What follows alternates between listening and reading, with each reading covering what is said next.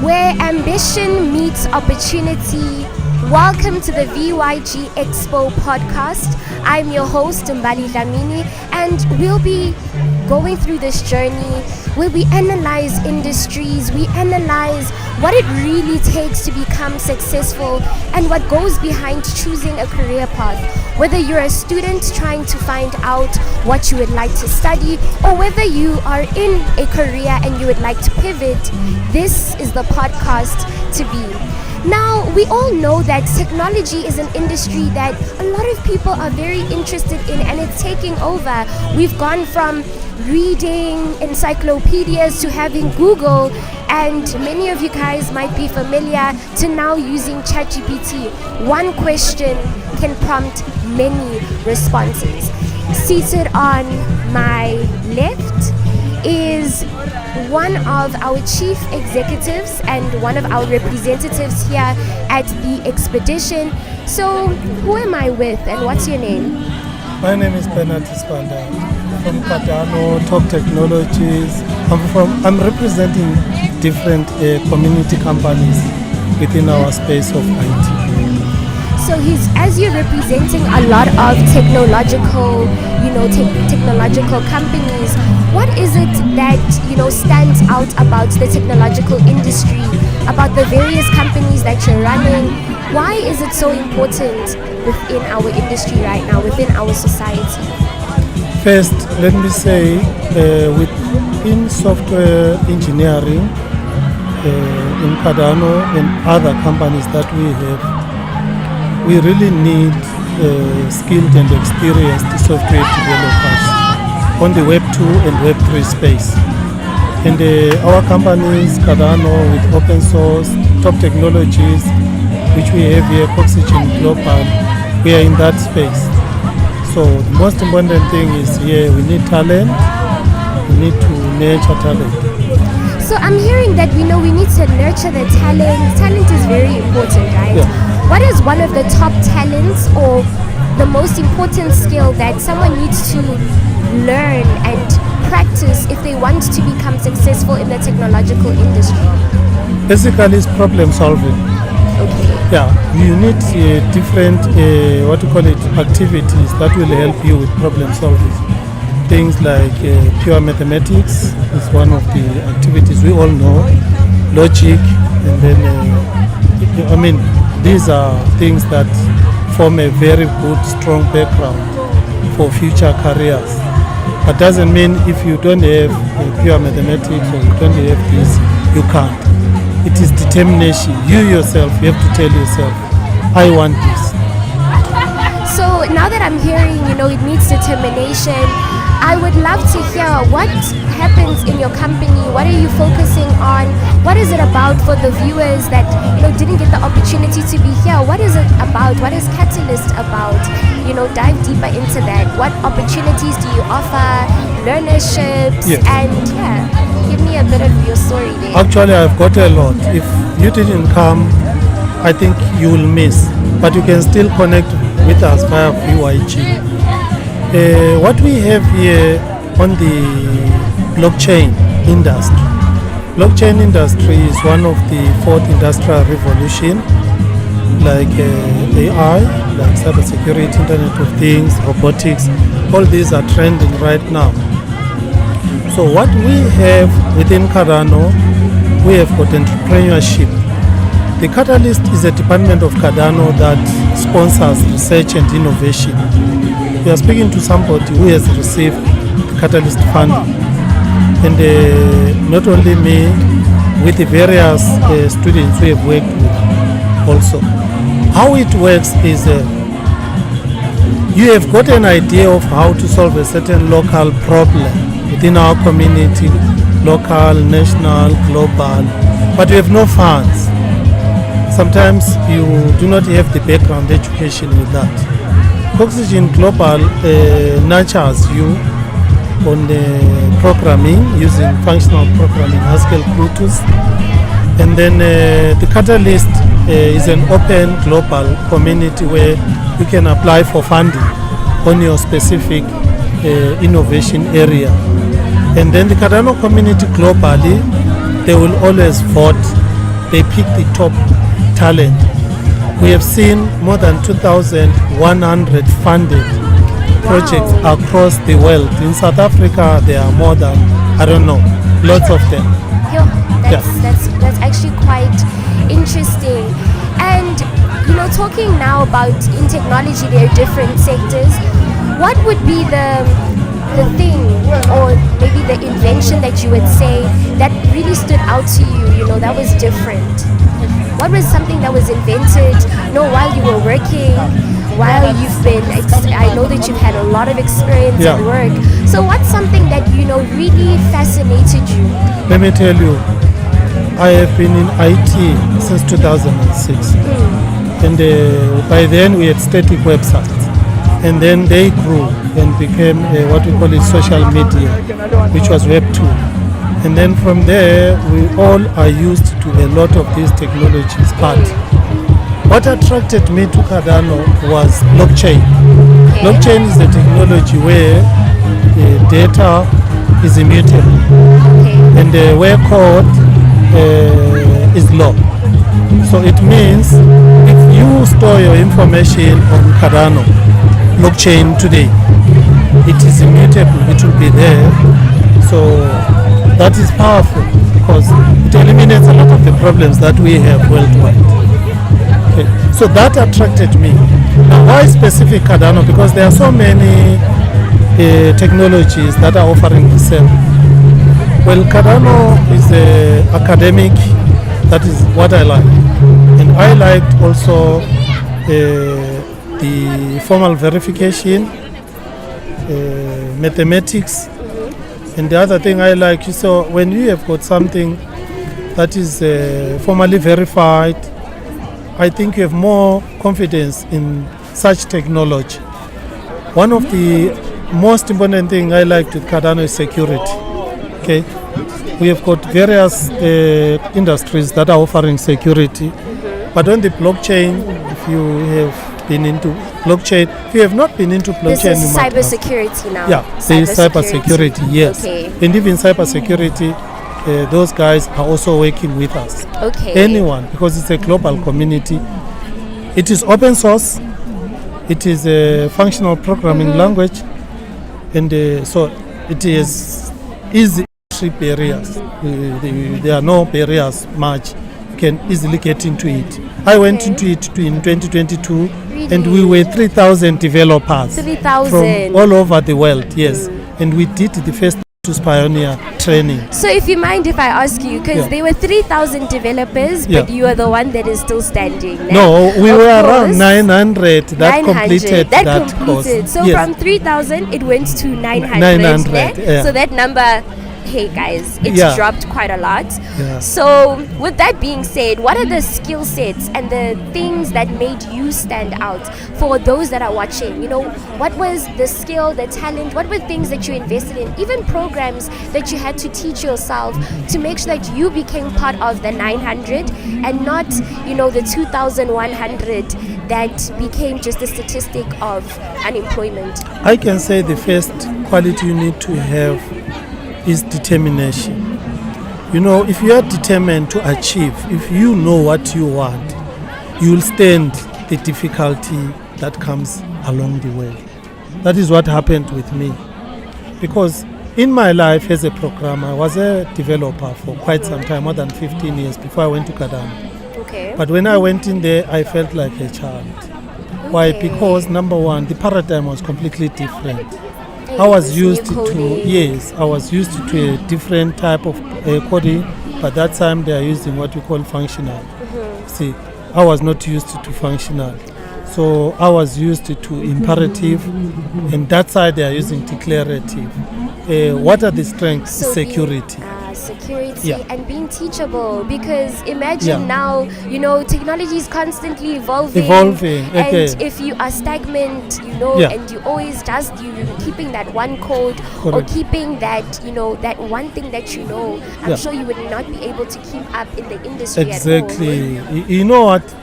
We know in IT we have continuous learning. Yes, things change every now and then. So continuous learning is one ability that you need to have in IT, because technology, there's competition, remember, and people keep on adopting new technologies time from time. So I'm sure you have competitors, other competitive companies that are. So you definitely, when you're looking for someone, you're always looking for somebody with determination, with problem-solving skills, being teachable, and with good communication as well. Good communication skills. Yes. So normally people say no, but my ability to talk doesn't matter. It does, right? A lot. It matters a lot, right? Look here, I'm dealing with computer science students. A lot of them do internships with me. I hear. One of the things that I find quite a challenge with them is communication. We call it soft skills. Okay. Yeah, those are skills that you are not at the university.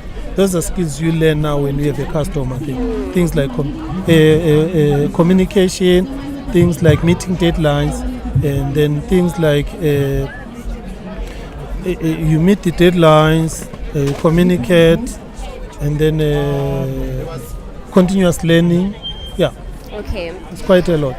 There's definitely a lot that I'm hearing, but the most important thing that you should take out of the first interview is that in terms of technology, you can't just be somebody that wakes up and decides, oh no, if I just do this, you have to be and then do this and then get tired. If you want to become a good technological developer, somebody who, you know, evolves in the IT industry, there's so much to the technological world. But what's important and what will make you stand out is, from what we said and we're speaking about, is having determination, being teachable, and constantly have the heart of learning. Self-learning. Self-learning, being teachable. And I'd like to thank you for your time. And now we go into the public sector. And the public sector will be very interesting. But thank you very much.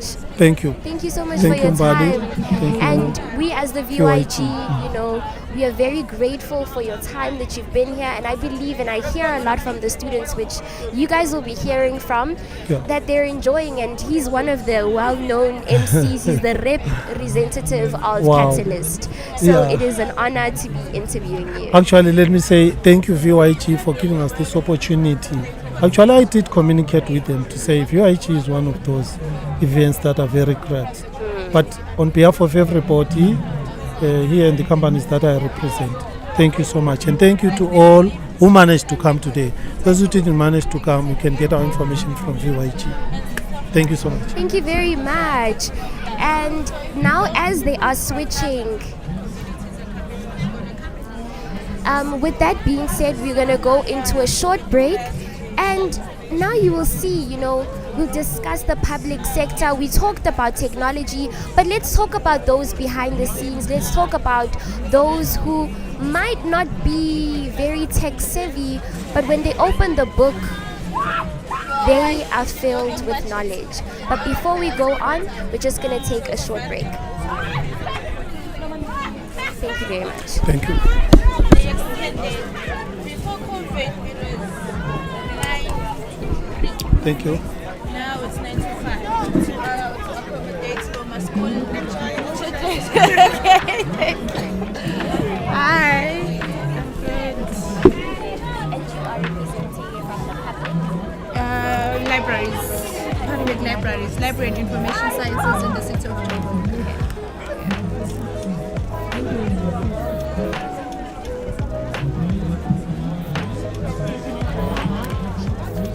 Do you have a YouTube channel? We are on YouTube, we are on Facebook. Can you hear me clearly? Yeah. We're on YouTube, we're on Facebook.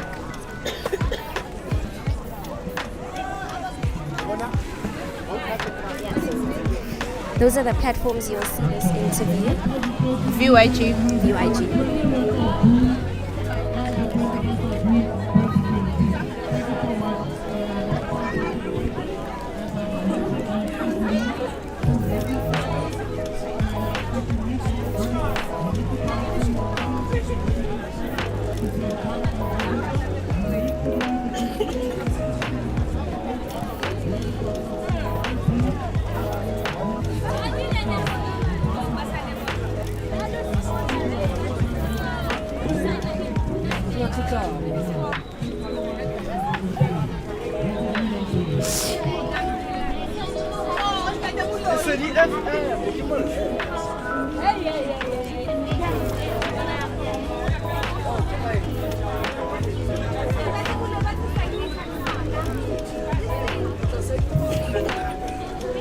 Do you do outreach programs as well? Like if I do a children's program, can I invite your office? Can I?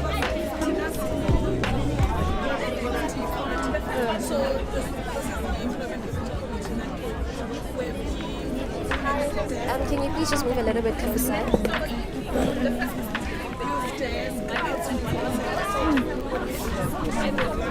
Are we starting? Not yet.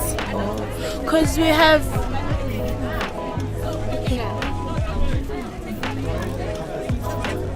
Like this? Like this?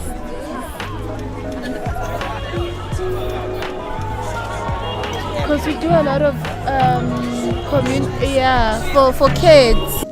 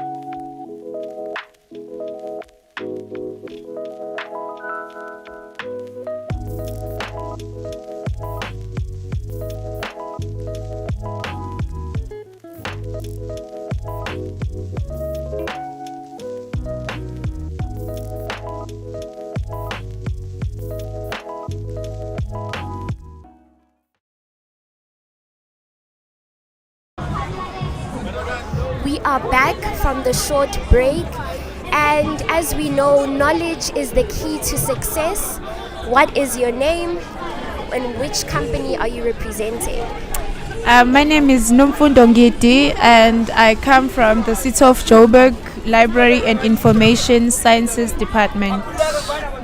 So with that being said, how did you end up in, the Joburg City Library in that department? I'm currently a senior librarian and I'm serving the North Public Library, but it's under Region D, which is in Soweto. I basically studied to be a librarian. What did you study? What did you study? You need to study for a degree, which is Library and Information Sciences. Okay. It's found in various universities. It's an NQF 7, level 7 or 8 qualification, but to be employed here at the city, you need to have an NQF level 7 degree, which is equivalent to a degree or an honors degree, but I have an honors degree, which is an NQF level 8.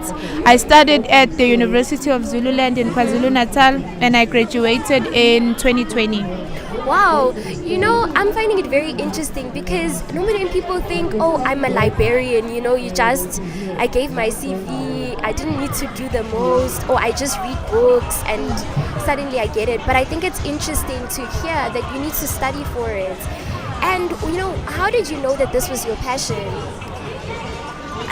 I've always been a bookworm, you know, I've always liked reading. So in my high school there was a school library, and at the school library there was a school librarian. So during my break times, I used to go to the library, read books and assist the librarian ma'am with photocopying for the teachers and all. So she saw that I was interested in knowing how to work in a library because I used to be a quiet person. So when it came to application time, in KZN there's a certain form you fill, which is called a CAO. So you apply to all the universities in KZN using one application system. So the librarian at my school, I come from a very disadvantaged background, so we are not familiar with all of these things, but I had the privilege of going to a multiracial school. So the librarian at my school did all the applications for me, paid for me, and I wrote my exam. It was December time. Then January I got a call. You got a firm offer for a degree, a bachelor degree in Library and Information Sciences in University of Zululand. So that's how I became a librarian, and that's how I have a passion of helping other people, going out in community, sharing knowledge on how to apply to schools for jobs, because I'm a product of kindness. Yeah, you are a product of kindness. If the librarian at my high school was like, not, you know, when you came in, are you making a noise? Keep quiet. Exactly. I don't want. You're bothering me. The library is supposed to be quiet. But she really made it into, the library was not just a quiet space, you know, but it became a safe space, and also it gave me a career. It gave me a career. Had I not been a bookworm, had I not went to the library to spend my break times, I don't believe I would have been here. I don't believe, because where I come from, it's from a village, and knowledge is not accessible as it is in multiracial schools. So through kindness of the librarian at my school, I am where I am, and I'm very passionate to sharing all the knowledge I'm able to acquire and to help other people possibly who can achieve their goals just through me helping. Because sometimes it's not monetary to help people. You can just actually the most knowledge you can give to a person, help, is knowledge, not money, because you cannot, instead of giving fish to someone, you can teach them how to fish. Yeah, I mean, it's like the thing of when people say, oh yeah, you know, in order for me to overcome poverty, someone must drop me 500 million. Exactly. And then you have shows like I Blew It. It's not the money, it's the knowledge behind. You can have the money, but if you don't know how to use the money goes. Because it disappears, right? I can give you 100 rands now, and you can turn that 100 rands and you'll be a millionaire in 5 years. But with the knowledge of how to use it. I can give you $1 million now. You can finish it in a week because you don't have the knowledge on how to use the money properly. So I heard you saying as well, talking about now attaining knowledge to becoming a better person. I heard you saying that you teach them how to apply and how to get into universities. And what are the things that you are teaching? If you could, drop some hints here. As a librarian. As a librarian, what do you normally do when you're guiding them? Okay, in the city of Joburg, as a librarian, my job description and all the library staff, we've cater for a lot of services, and that's what people need to know about, that libraries actually, like, they have a lot of knowledge. This thing of saying libraries are old fashioned, no, I'd rather use my phone, we integrate both. Like, for example, we've got a physical library at Noggeseg, but the City of Joburg Library and Information Services has an online library. It's called Overdrive. You can just log into www.overdrive.co.za. We're putting you on, We're putting you on. I think please just repeat that. In the City of Joburg, we've got an online library. It's where we've got online content. It's called Overdrive. It's www.overdrive.co.za, where you can borrow books online. If there's no physical barrier, if you feel like the library is too far or it's costly to go to the library, you can have access to the same content. So do you have to pay if you're going to read online? No, that's the beauty of libraries. Almost all the services in the library are free. All the services I'm going to mention now are free, except maybe when you're doing a photocopy or a printout or scanning, but all the other services are free. For example, membership card, it's free of charge. You just log on into our website. It's done online.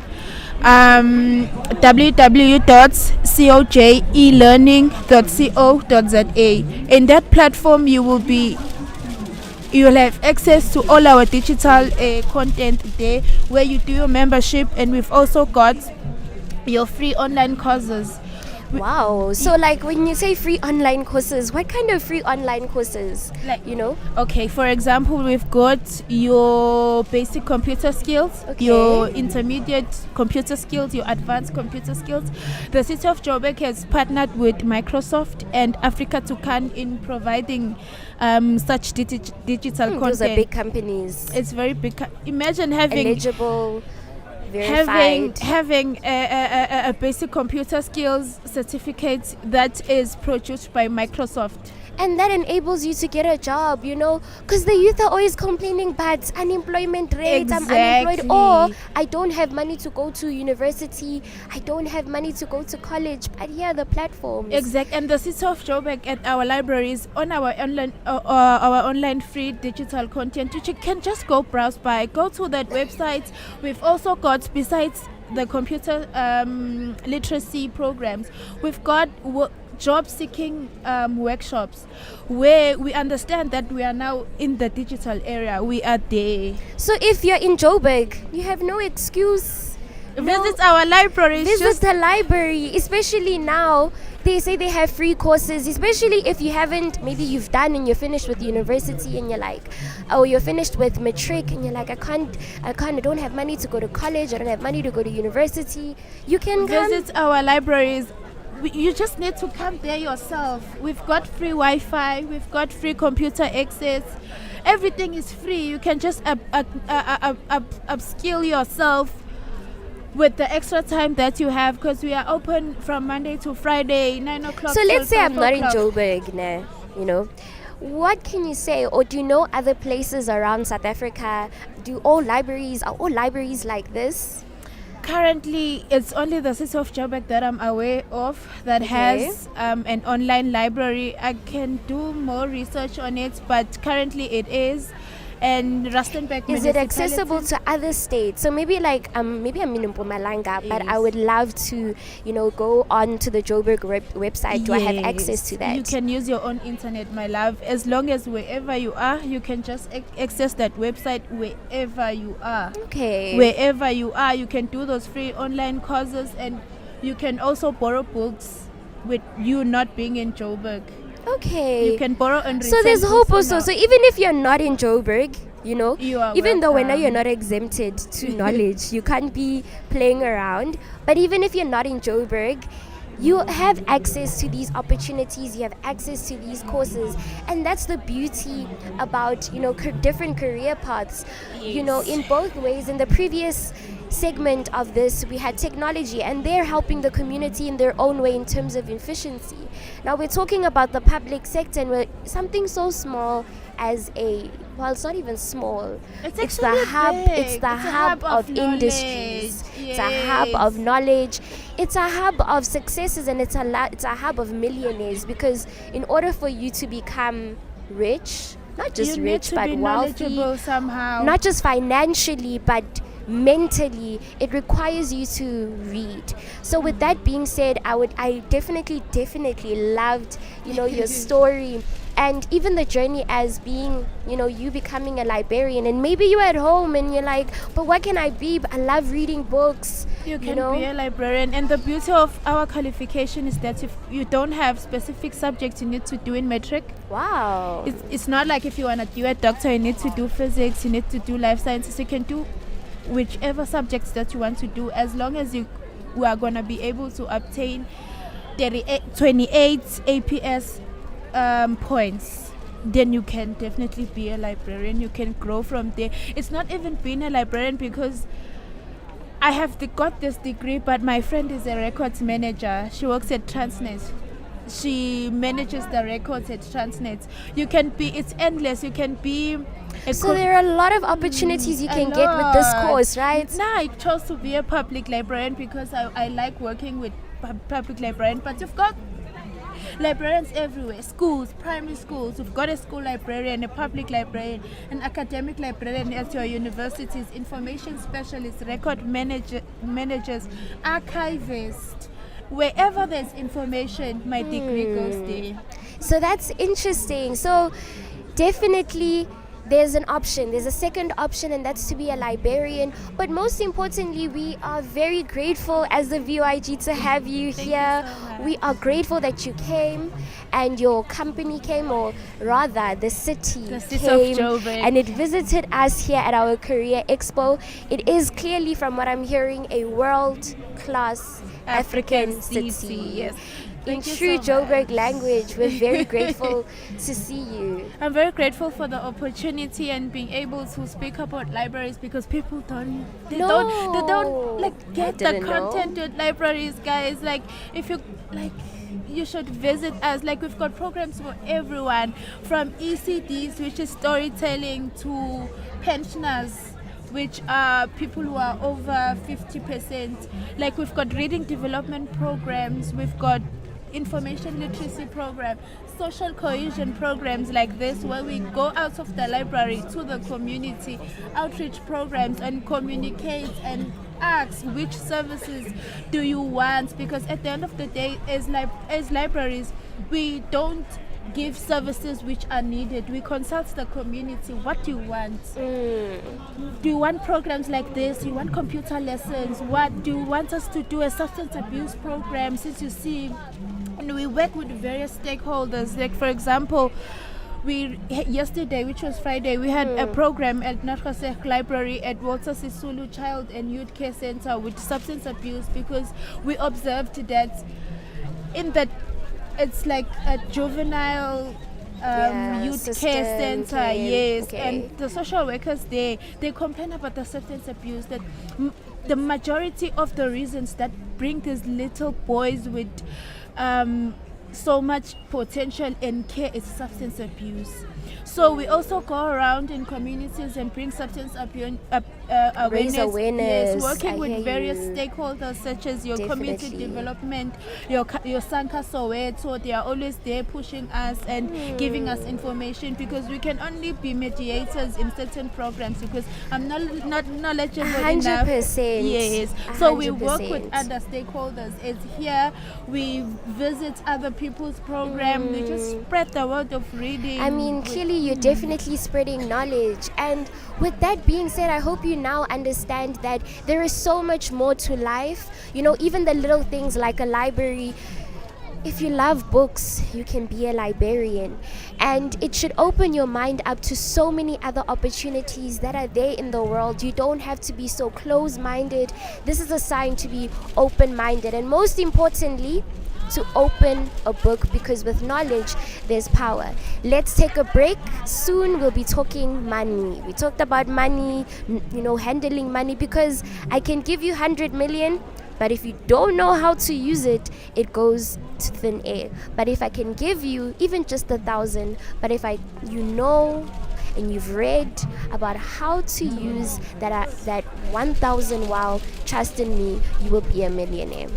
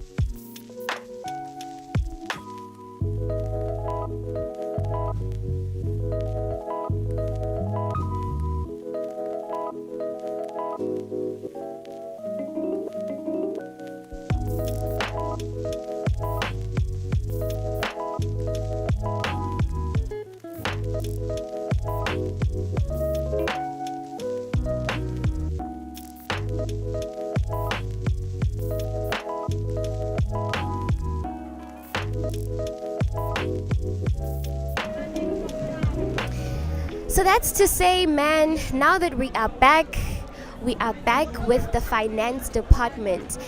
As we said, you can have 100 million, but if you don't know how to use it, it just goes up in thin air. With that being said, what is your name and which company are you from? My name is Mpumi Masimola. I'm from ABSA and I'm in operations and risk in the external sales department. Wow, operational and risks in the external, department. Yes. It's perfect because we're discussing about the risks of not knowing knowledge in the previous segment and the importance of, diving deeper. So, as you are in that particular department, what was your journey like? Because you're in corporate, it's the corporate world now. Now we've left the public sector, now we're entering corporate. What was your journey like? How did you end up, with your career path? Mm-hmm. Can you tell me a little bit about that? Actually, it's interesting.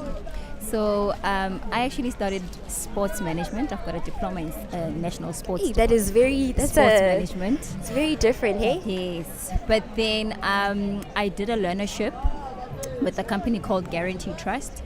It was NQF4, and that's when I got into the banking industry, where they actually got us jobs into different banking companies or banking institutions, and I landed in ABSA. So I think I started with ABSA in 2016, and then I was a customer services clerk there, and then I became a consultant. And then I became an external consultant there, and I became an operations consultant. Yes. So I see that you went through various, industries. And what was the process like? The thought process was, what was your thought process, especially when you went from sports to finance department? How was that mental decision like when you were making that decision? What was the process, and what was going through your mind as you were making that decision? So it was not easy, to be quite honest with you, to navigate into the sporting sector. Okay. And that's when I was like, you know what, let me try something else. What wasn't easy? To navigate, as in to get like a job or to get vacancies in the sporting industry. And that's when I decided, okay, let me try something else. And I was like, no, let me just try banking. Let's see what happens. And I think God actually is the one that actually gave me this opportunity in the banking industry, because it's my 10th year this year with ABSA, and I can tell you ABSA is an amazing company. With the culture, with the leadership, the growth is always there, especially when you've got passion and you love what you do. Definitely you are going to go places. So talking about culture, if there's one thing I understand in the corporate world, right, that you need to have is, you need to have particular skills or a particular personality, not a particular personality, but you need to know how to maneuver certain situations. Mm-hmm. So with that being said, like, what would you say, have you ever experienced a challenge in the corporate world, and how did you overcome it? So as you've been working in different spaces, I'm sure that you've had moments where you're like, I want to quit, man. I want to quit. Or, hey, man, I think I just want to resign. Yeah. So can you share with us a moment that you might have had? Mm-hmm. So I think there are challenges, right? There are challenges everywhere. And I did, to be quite honest with you, I did face challenges, especially at customer services in a branch where, I wanted to move because I've been there for quite some time, because I think I did customer service for like 4 years. And I really wanted to move, but then I couldn't, get another role or get a promotion, but I couldn't. But then I think if there's one thing about me is I need to be good at where I am. I need to be best where I am, and everything else will follow. And I think I use that principle. And that's how you're here today, right? Yes. And what would you advise someone, especially now, because there are those people, that are sitting at home and, they're wondering, I'm currently facing a battle now, the corporate world. I'm feeling the pressure, I'm feeling the heat. So what would you say that has really kept you going? What kept you going? What would be your advice to them right now? Okay, I think what they need to do is they need to pause They really need to pause. They really need to reflect on what is it that they want in life.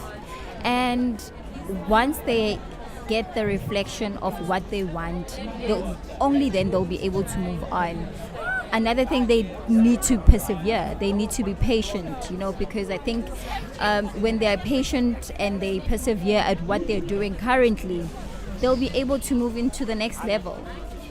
Because you had to be patient, especially going from sports and, going into the various companies. It takes patience it takes patience, and it also takes what we were actually speaking about in the first part of it, and we're talking about technology, and we were speaking with Catalyst right now about how you need to be teachable. Because if you're not teachable, and now you're going into a new department, and you're like, no, I know, no, I know what I'm doing. Yeah. I'm sure that if you had that persona, you would not be able to switch at all, hey? Attitude. That's what we call it at ABSA. If you've got the right attitude, definitely you will go places. But if your attitude is AWOL, then you are not going anywhere. Instead, you're going to be stuck at one role, and you're going to be frustrated. And that's when, the giving up, the resigning comes. Yes. But if at least you have a good attitude about it, then you're able to at least do your work, even happily, because you feel better. Now you're not coming because, I have to, it's 9 o'clock, and I think you make it easier for leadership, your management to work with you, because if you've got bad attitude, who wants to work with you? So you can have all the qualifications, bad attitude, it won't take you places, and you will remain in the same place. Correct. So character, I hope you're listening, is very, very important. More than just knowledge, now you are learning that character is important. So talking about operational risks, your career that you do now, what are some of the risks that you think, people do, especially when you're handling money and you receive your salary? What are some of the risks in terms of, number one, safety-wise, banking-wise, and I think two, in terms of how they handle their money? So what are some of the risks that they could be facing, or they can avoid, and how can they avoid it? So I think when it comes to risk, avoid sharing your PIN, your banking PIN, your banking password. Wait, does it happen often that people share their PINs just randomly? I think quite often, most of the time it happens where, I've got a friend, I trust you, or I've got a family member, I trust them, then I would maybe, share my PIN or share my password with them. It's not advisable. We should try by all means to avoid that, because, it puts you at a risk where, you'd find your card being used online for Shein or Temu, but you don't know who actually used that. The fraud. You understand? So those are the things that we need to try and avoid. Wow, so that's very interesting. And what advice can you give, especially about handling money better? It's very important to handle money. We spoke about it. So what are some of the tips that you could give? Okay, so how to handle your money? First of all, you need to understand what is it that you want. What goal do you have? Once you know the goal of what you want to do, or the goals that you have in life, then you need to make sure that you start saving for them, because we live in a world where we just spend, and we just spend anyhow. Recklessly, yes, that's the word. I blew it. So we need to try and understand what is it that you want. For instance, I'll take, for example, if you want to purchase a house, and you want to purchase a car at the same time. If you have two different accounts for your house or your bond deposit and for your car deposit, it makes it easier for you to save. It makes it easier for you to be able to save. Why? Because you are working towards a goal. You know what I mean? So if you've got a goal, it's easier for you to save. But then if you're just going to save for the sake of saving, you might have emergencies at home that needs you to use that money.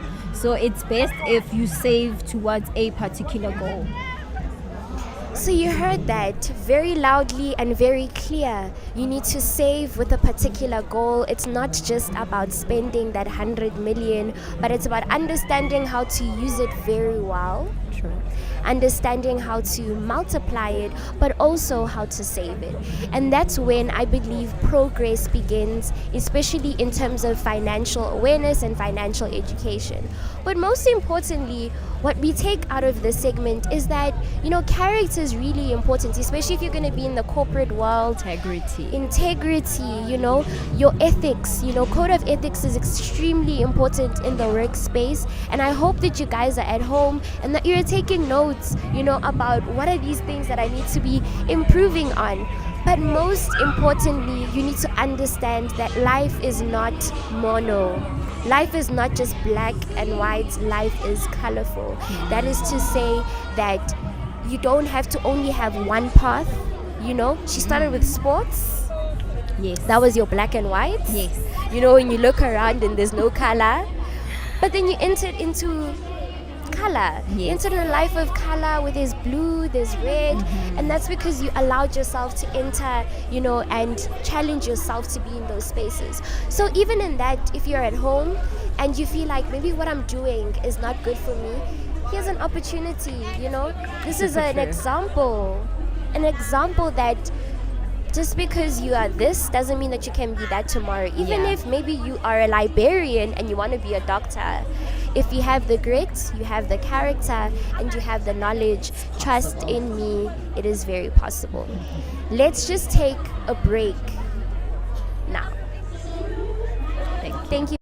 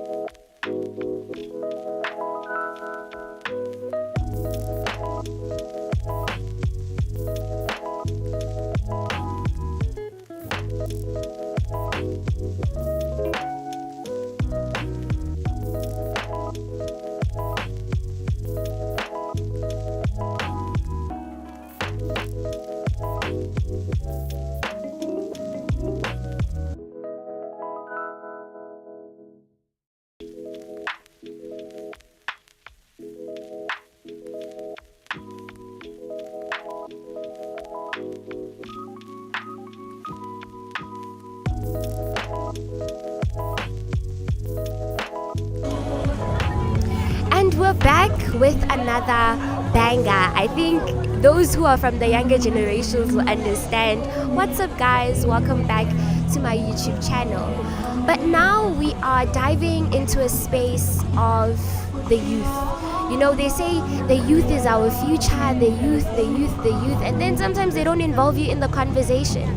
Now, we've heard what the professionals have to say. We've heard what the representatives of the three different institutions, the public sector, the technological sector, and lastly, we even looked at the financial sector. But let's look at something that is more interesting. Let's hear from someone that is interesting, and she is young, she is vibrant. Now we are with the youth. What is your name and what subjects are you taking? What grade are you in? Hi, my name is Tata and I'm from St. Business Secondary School. I'm in grade 10 and I'm a commerce student. I am doing commerce, accounting, business studies and academics. Wow! And how did you hear about the Career Expo? Because you know, clearly you've been here for a while. It's like what? We're going now to 2 o'clock. Yeah, how did you hear about it? So last year we didn't get a chance to come to Career Expo. So this year is such a wonderful year that we got a chance to come to the Career Expo. We are really experiencing different things, vibrant things, amazing things, and we really appreciate this program from VYG. Shout out to VYG, guys. Hey, shout out VYG, shout out. And shout out to the person who invited you, yes, right? Most definitely. And you know, now that you've been here, I'm sure you've been to a couple of those institutions, right? Have you? Unfortunately, we got held up. Then we were waiting for MC and other people for the program, and we've been held there. But then, yeah, we're gonna spread our wings and check out all of the institutions. 100%. And you know, what career path are you interested in going into? I think a lot of people know me. I'm a really vibrant person, bubbly, and bubbles. And I really want to protect people's rights and money. I want to be a financial lawyer. I want to change the world. I want to make an impact. Yes, 100%. And it starts with coming to things like the guides. So we're going to do like a quick challenge, right? Okay. So Akira, you said you want to be a financial, Financial lawyer. right? Yeah, you want to be a financial Lawyer. lawyer. So you want to be a financial lawyer, and so just to now, clear the air, and just to dumb things down. We just came from a very serious segment. I want to do a challenge with you. Are you up for it? Yeah. Are you ready for that challenge? Whatever you gotta throw in. I mean, success starts when you take risks, right? You must definitely. So we're gonna do like a 2-minute challenge, nah? Okay. So let's look at the camera. I want you to pretend, nah, the company you wanna work at, Okay. standing, it's just there. The person in charge of HR Right. is seated and is about to ask you a question, right? And the question they want to ask you is, who are you? And I want you, this is another person, who are you? And I want you to explain yourself to me. Explain, why should you get the job? Okay, my name is Tata Muswane, and I'm from a very small town. Not a lot of you know, but then I am here for qualifying for the job, and I think that I'm the person that is supposed to get the job because I can make an impact. People's money out there, people are getting scammed, people are losing their monies for unnecessary reasons, and people can't see that. I am here to make a change and an impact, and I promise to make sure that your money is protected. Most definitely, you're not gonna find me in F&B or ABSA. No offense, but trust me, you're gonna find me fighting for the money of the people. Do you know what's so funny? We just had someone from ABSA, here speaking. And why is that? Why not those companies? I want to fight for I don't want to be in ABSA, I don't want to be in Capitec, I don't want to. But you want to protect I the want to employees. protect the people who use those bank accounts, the people who are registered in ABSA. Okay. They get scammed. I will be there and stand for them and protect their money. Okay. So we're not opposing the companies. Sorry? We're not opposing the companies. We're not opposing those companies. We're definitely supporting them. And with that being said, I think you definitely get the job. You definitely get the job to be a financial lawyer. And to end that to you, and to end it and to say it with you, is that one of the things that we learned throughout this podcast is that you need to make sure that you have character. As you're going and as you're going to be going around to ask, go and ask with direction. Make sure you have determination, but most importantly, leave room to grow. That's the most important thing at the end of the day. Leave room to grow, and I believe you will become that financial lawyer. But take it slow. No, baby steps. Baby steps. Start by, the academics. And then from there, you might want to be a financial lawyer now, and tomorrow you be a doctor, because life is very dynamic, nah? 100%. And thank you very much. I hope you enjoyed the Career Expo. Thanks so much. Thank you very much. And with that being said, that is a wrap for the Career Expo podcast. Because if it ain't gold, it ain't good enough. If it ain't gold, it ain't good enough.